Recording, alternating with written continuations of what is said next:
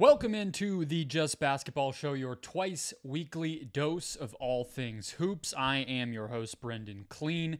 Very excited to be presenting an interview with Norris Cole today. 6-year NBA veteran, been around the world and back playing basketball, and now finds himself on the G League Ignite squad with none other than likely top 10 picks Matas Buzelis, Ron Holland, out in Henderson, Nevada, basically Las Vegas, Nevada, where he joined us for 20 good minutes talking about his time with the Miami Heat during the Big Three era over there, what he's learned being around Buzelis and Holland and the rest of the young guys with Ignite this season, some stories from overseas, and much, much more. I think you're going to enjoy this one. Don't forget to hit follow or subscribe on the channel if you're finding us for the first time. We also have an audio feed, TikTok, Twitter, Instagram, every place on social media that you are, we are there as well. So give us a follow and enjoy Norris Cole.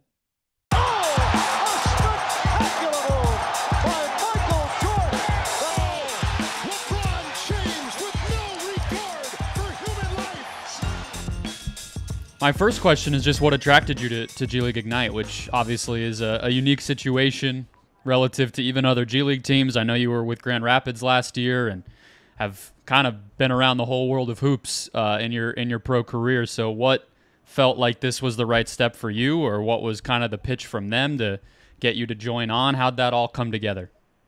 Well, I had the experience of being able to play in the preseason against Ignite in an overseas tournament. And, I asked some questions while I was out there, talked to McClish.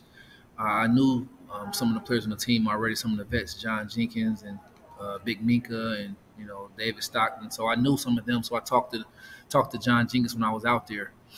And I told the GM, if there's an opportunity, opening, I would be open to coming to play.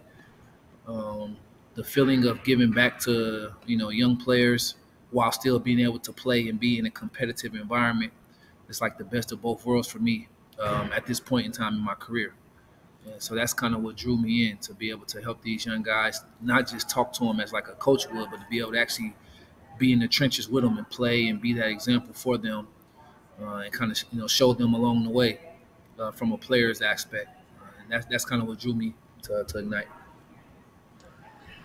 I know Pooh Jeter had a great experience playing over there for a few years and obviously led to an opportunity in the NBA, so can see the value of getting to connect with those guys early on. So I guess the question that comes to mind, though, is there's a balance, I'm sure, right? Because, I mean, you're still playing. The same reason you're able to connect with them is also what makes you different than just, getting hired to be a coach over there or something like that. So how did you navigate trying to embrace being that veteran role model and things like that, while also understanding that you still have a paycheck to get, you still are trying to go out there and compete, and, obviously, you're not retired yet and want to be maximizing what you are as an athlete at the same time?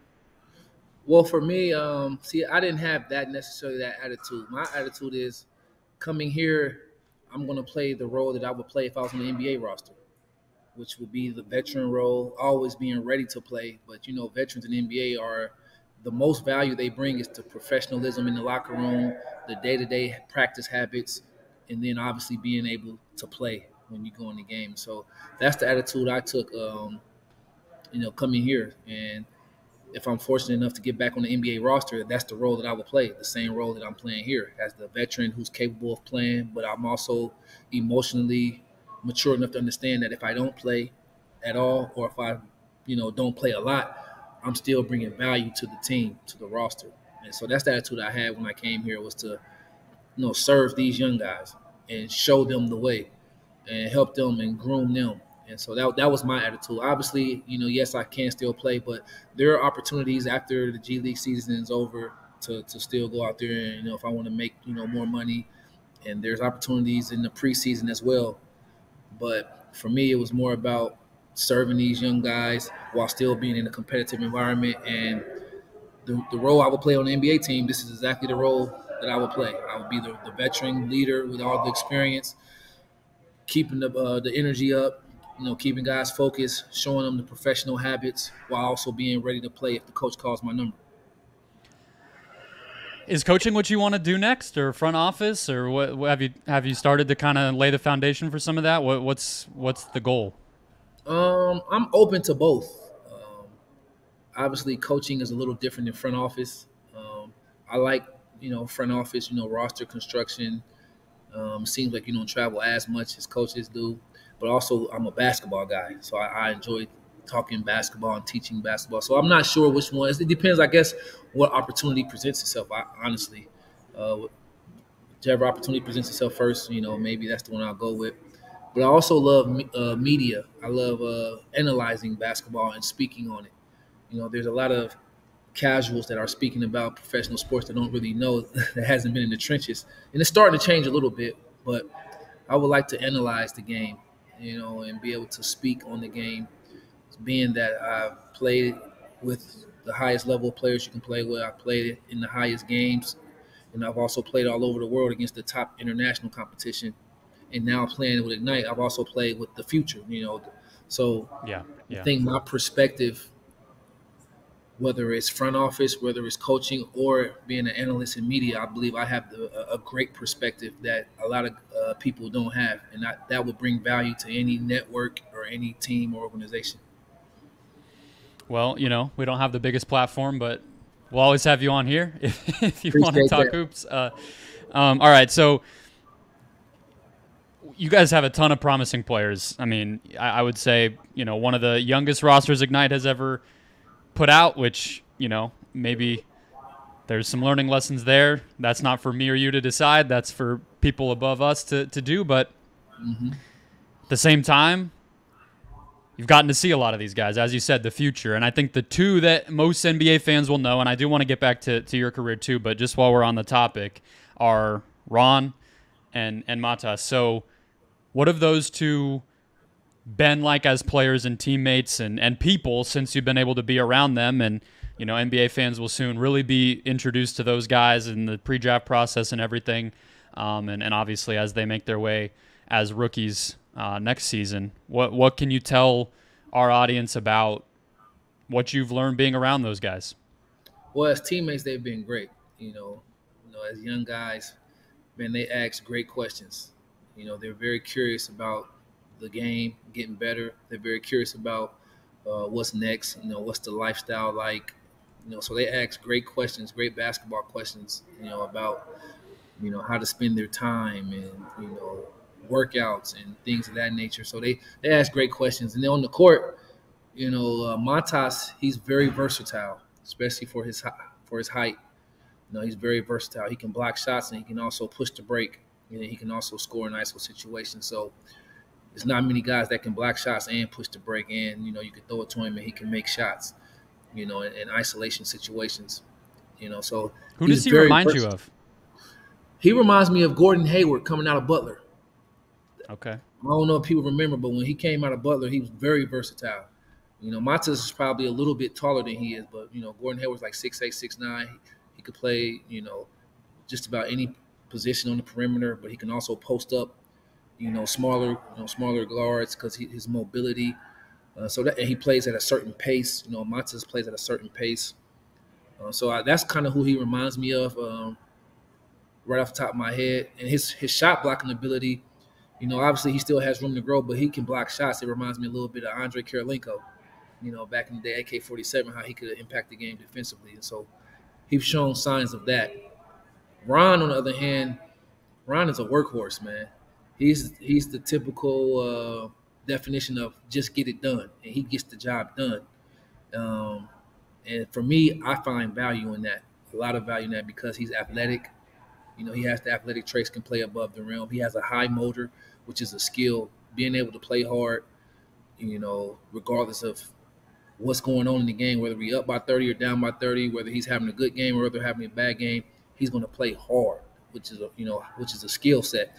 And then he's played all the top level competition. In high school, he played for the top high school in Dallas, the biggest class, 6A, won state championship, McDonald's All-American. He's here at the G League, so he's played against elite competition his whole life. So the NBA is a gradual step for him. And I think he reminds me of like a Jimmy Butler early in his career. You remember how Jimmy was high motor, could play defense, and then he started to show like his offensive game progressed, and he turned into a magnificent player. So that's kind of who Ron reminds me of, like a Jimmy Butler. He's raw, but he gets it done. He's like our leading scorer on the team. Yeah, because he has no fear. People say he can't shoot, but then he'd come out there and make 4 threes in the game because his competitive nature is like, I'm gonna figure out a way to get it done. So that's what I love about Ron. He's just a dog, man. sounds like he should have gone to Marquette. Is what it sounds like. The old Marquette back in the day. A lot of those guys, right? Jay Crowder and that group was. Yeah, I'm telling you. Sounds like, what he sounds like, and I don't know if he's gonna be available, but he sounds like a Miami Heat guy. That's what he sounds like to me. Yeah, maybe they'll get a trade up going or something like that. Yeah.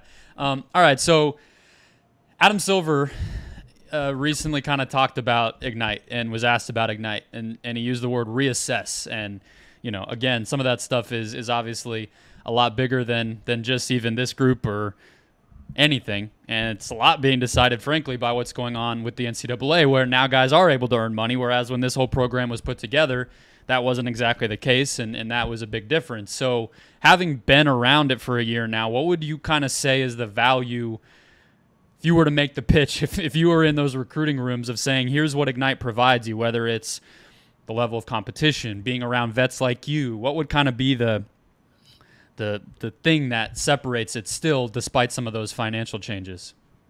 I would say, being able to live as close to an NBA lifestyle, early, getting used to that as possible. You don't have school. You're not going to school. You don't have GPA to maintain. So this can help get you ready, expedite that process of getting you ready for how to spend your time as an NBA player. You're playing against higher level competition. The G League is better than it's ever been. You have NBA guys, you have ex-lottery picks, you have veterans, all level international playing in the G League. And so you're playing against higher level competition. You're learning NBA terminology, NBA spacing, which is a little different than college. It's just another avenue. Like I won't put down college, because I went to college, so I understand the value of it. But coming here is definitely more of a professional environment, how it is in the NBA. So you get to learn that early and fast track it. Excuse me. Absolutely. Didn't mean to cut you off there. And you get paid. For a young guy, you get paid too. That always helps. You get paid. You get panini deals. And it's locked in, right? I mean, it's not. Yeah, it's guaranteed. Go do this event or go be part of this. I mean, NIL still is NIL. It's not a paycheck. It's not the same thing. Exactly. Yeah. And you get NBA coaching. You get players like myself and John Jenkins, veteran players who've played in the league. You get one-on-one access every day, not just a phone call, but this is everyday routine. You're gonna get that access. We have speakers and other pros come in and get those nuggets of wisdom that you just don't get necessarily every day in college. You get that every day. Coach Hart played 10 years in the NBA. That's your coach every day. I'm a 12-year pro. You get to practice every day. John Jenkins, he played 6 years in the NBA. One of the all-time great players at Vanderbilt. You get to work with him every single day. And obviously Pooh Jeter last year, he was a pro for a long time. So you get to work with guys like that every day. And so, I think that's the pitch that I would, if it was a player who had the ability to come to Ignite. Because obviously everyone can't come to Ignite. It's a certain level of player, that would come here. Yeah, I love that. All right, so you've been overseas kind of everywhere from what I could gather. Some team names that I didn't even recognize, which speaks to the grind. And I'm curious if you have a favorite memory, because a lot of us who live here in the States see the environments in some of those cities and the level of passion from fans, and I think that's a whole separate, very unique type of experience that even NBA fans, frankly, don't get to my eyes. So is there a favorite memory you have playing over there? And then the other question would just be, I always like to hear from guys who have really not just spent a month or two, but really been over there, of who's a guy that American NBA fans might not have heard of that surprised you, that just is crazy good competing over there. Well, it's hard to say one favorite memory. I was able to win a couple championships over there. So when you win, that's always good. So I was able to win the Israeli championship with Maccabi Tel Aviv, which was great. Um, Asvel in France, won 2 championships there. Was able to win in Budućnost, which is in Podgorica, Montenegro. Was able to win a championship there. So those, winning those championships were great memories. Tel Aviv is a beautiful country to live in. I was fortunate enough before it was during the COVID year, my team was doing great in Monaco. I had a great time, playing for Coach Sasha Obradovic. He's had a lot of success over at Monaco, and they're doing well to this day. He's one of my favorite coaches that I've ever played for. And then I had a great experience also playing in San German in Puerto Rico. Playing there with Rondé Hollins and Coach Eddie. So I've had everywhere I've been. For the most part, has been a good experience for me and my family. I've enjoyed it a lot. And some Any players, players? Yeah. players that people wouldn't know about. I mean, we have the Olympics coming up, so maybe some names we're about to hear. I don't know. Yeah, let me think of some in the Euro League. There's some American players that's over in the Euro League that people actually should know, like Mike James.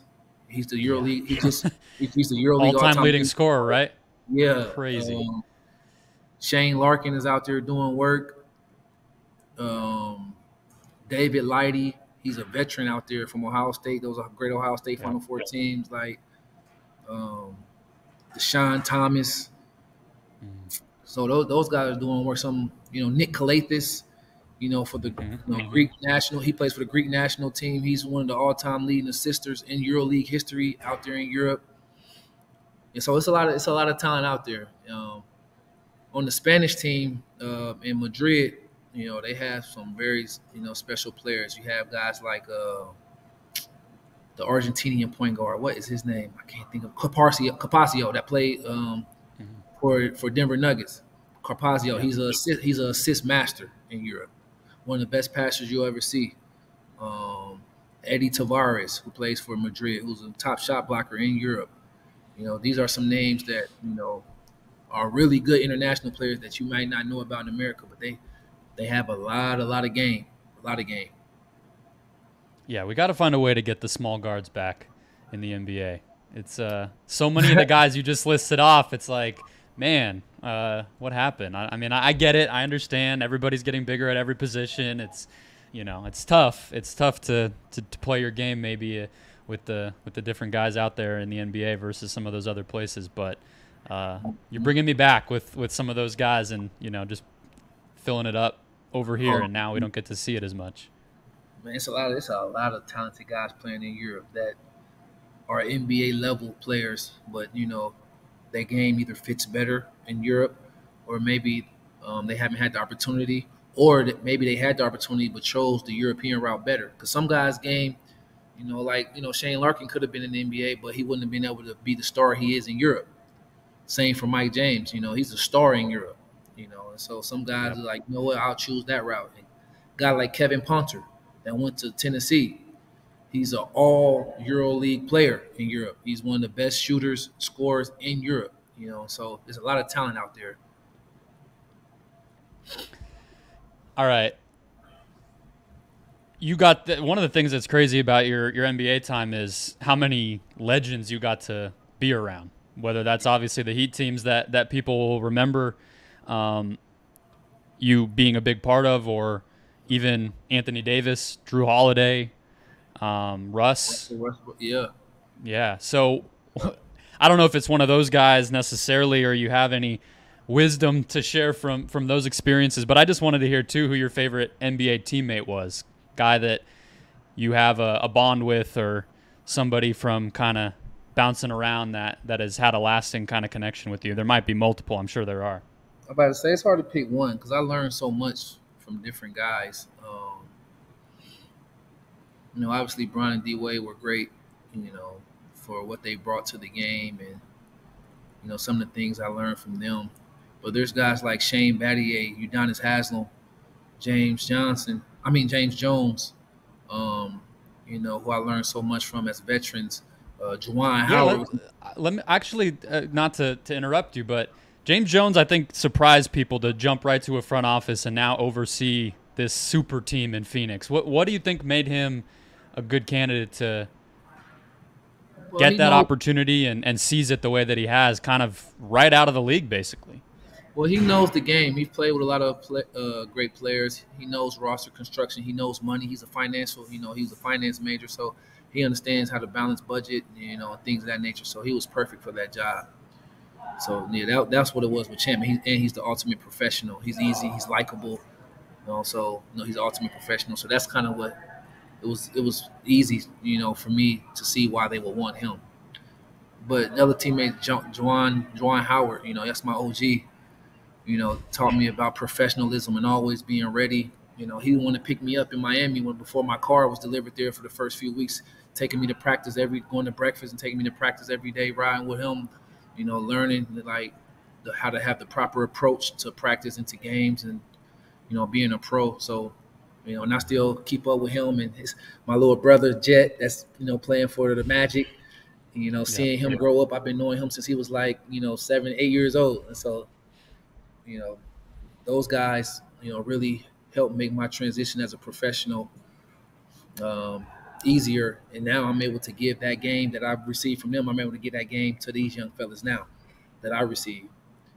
And obviously, other teammates. Drew was a great teammate. Drew Holiday, his attitude is he's the most positive person you'll ever meet in your life. He's so positive, and He was just out here in Phoenix man, when Drew's a Boston great played him. person. He just makes the rounds. Everybody knows him. Everybody loves him pregame. I'm like, I don't even know how you guys know each other. I don't think there was ever a overlap with teams, but somehow you knew Drew Holiday and you love Drew Holiday. It seems like that's everybody's experience. Drew is the coolest dude ever, bro. Yeah. All right. I just got one more for you. I appreciate your time. So somehow the 27-game win streak you guys went on, more than a decade old now. Doesn't feel possible that could be true, but somehow we're here. Wow. Not to make anybody, feel old there, but so I just need you to flex a little bit here and remind anybody who might have forgotten why that was so impressive, your memories from pulling that impressive achievement off, just so this does not get lost to history. I will put this out on social media, and we'll do our best to put it out there, because I do not want that moment in time to get lost, because I loved watching it, and I think it's way more impressive, even though it just kind of happened in the middle of a season than people give it credit for. Yeah, we're not going to look over that at all. We're not going to look over that. 27 straight, and we finished the job that season and won the championship. We were 66-16, I believe, that season. Yeah, I said this on another podcast, but that team, I like our chances against any team in the history of the game. I think we could compete with any of those other all-time great teams because of the fact, we had the balance. We had star power. We had, role players, championship level role players. We had championship level coaching, and then our front office. With Pat, we had the infrastructure. The organization was top notch, and so when you have all those teams, that makes for a great team and a great organization. So, yeah, that 27 straight games is. I don't know if that's something we'll see, in the near future. It was definitely a tough accomplishment, but that wasn't our goal. That just organically happened, and that's what happens when you have the right habits and you're pure to the game. You work out every day. You practice with intention every day. Things just happen, and you never know when it's going to click for you. But for us, it clicked, and that season, it was a special season. All right, that was Norris Cole, guard with G League Ignite, NBA, overseas G League vet, and hopefully, we'll see, maybe a GM or coach sometime soon. Appreciate your time, man. I really do. Thanks. Well, in the meantime, playoff rosters are open, so Yes. maybe after season we could talk about that, what you talking about. But right now, the season is over. Yes. So y'all need a vet out there coming up for these playoff rosters, or young people, young organizations that's looking for, professionalism. I'm ready. Love it.